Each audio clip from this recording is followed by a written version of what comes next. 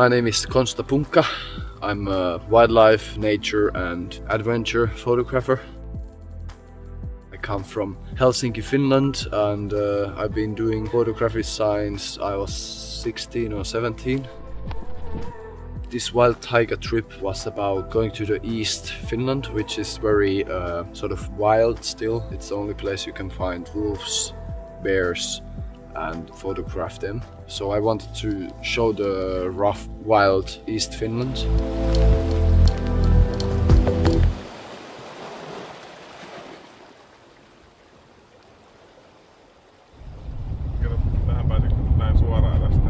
Joo.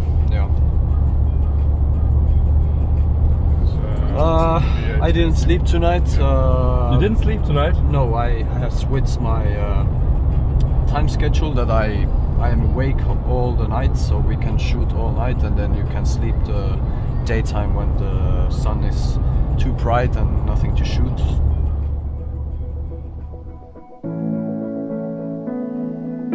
Traveling in Finland at summer is very special because if you are a photographer, you can have the perfect golden light that you would have in, for example, Europe for an hour. Here you can have it whole night.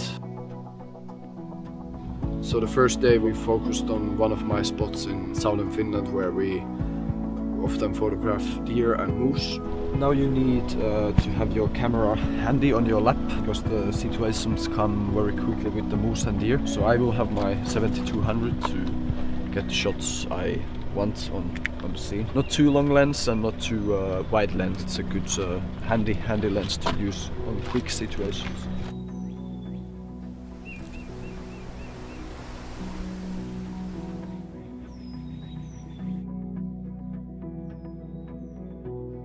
The car is often best height you can have for wildlife photography. So it was good mix with the moose and deer photography and with the G500. After the shooting in close to Helsinki, we then started our journey towards Pulkkilan Hari, which is a gorgeous road which goes through Päijänne, which is the second biggest lake in Finland. Good spot for getting some car photos and photographing the lakes in Finland.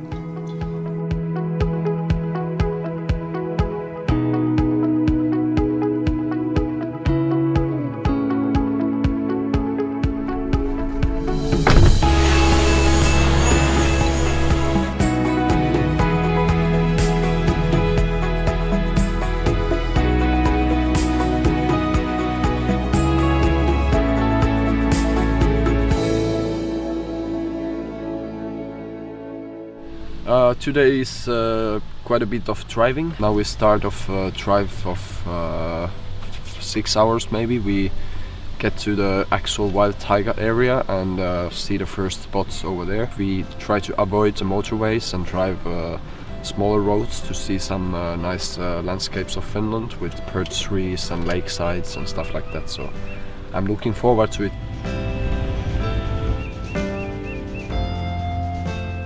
So Koli National Park is very special because in Finland it's hard to find places that you have a straight down drop.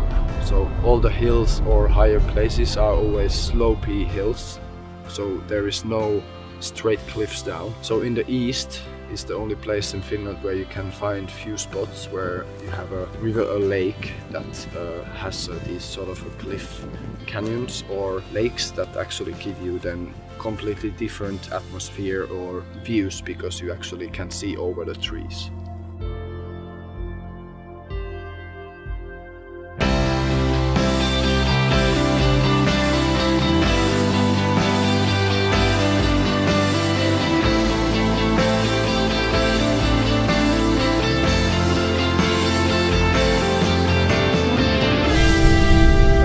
Basically, everyone can take a nice sunset or a sunrise picture, but it's always all about the composition or the subject you have with the sun. So basically, good first tip is to get to know the area before the magic actually happens, so you are not running when the good light is and shooting random stuff. You actually know what you are gonna shoot. The second tip is when you have your spots in mind, the sunrise at this time of the year in Finland is at 3 a.m. or even in the north it doesn't even set, so you have to be on the spot before the sun gets up on the horizon. And the last thing with sunrise at this time of the year, all the shooting is happening often in the golden light. There is a lot of happening in a picture. There's strong highlights, strong contrast, dark shadows, and you need to find a good balance with it and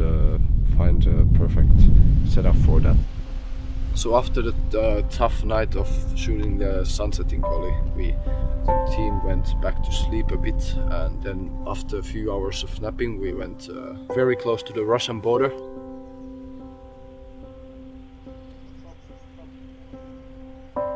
This place is really gorgeous. I never imagined a road like this where you can reach by the car. I'm really curious to see what we are going to see tonight. Suppose that there are some wolves that are wandering around the area, and probably if we are enough lucky we will catch them.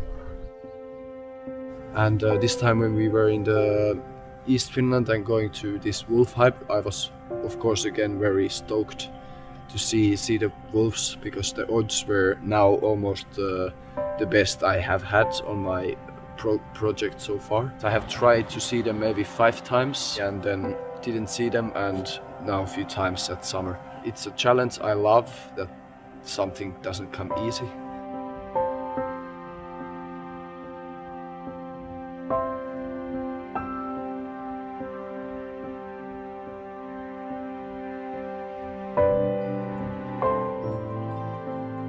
So when you are in the wildlife hide, we have these bags where you put your lens through.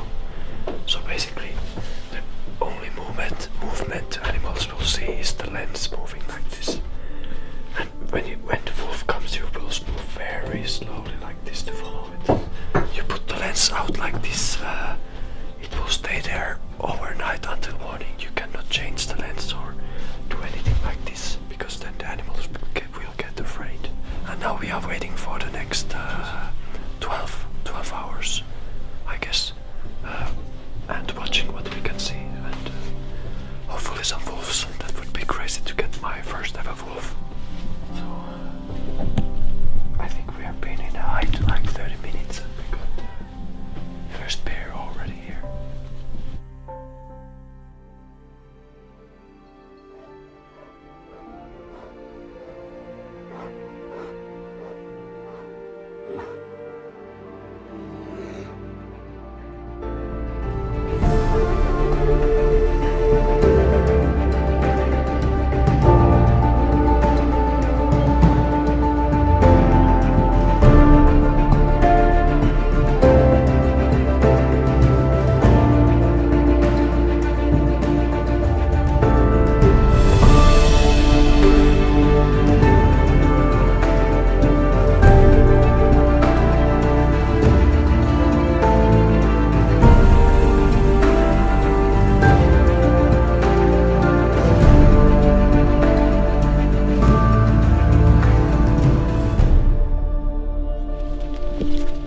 First wildlife hike now.